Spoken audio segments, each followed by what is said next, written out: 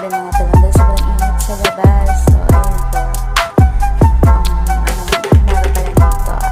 Ang alas 8 pa po. So, galing po ko ng Takala. So, hindi ko po namalayan na nakakuha ka ng mga XR. Pero mga bagol gum. So, yan. Ganyan ko naman yung mga explorations.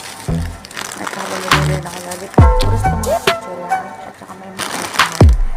So, dahil sa katangahan ko, actually mga pinaganon, tinitingin naman ako ng mga exploration. Pero, yun lang talaga. Gusto kong kumain ng isang bagol gum. So, bumili ako ng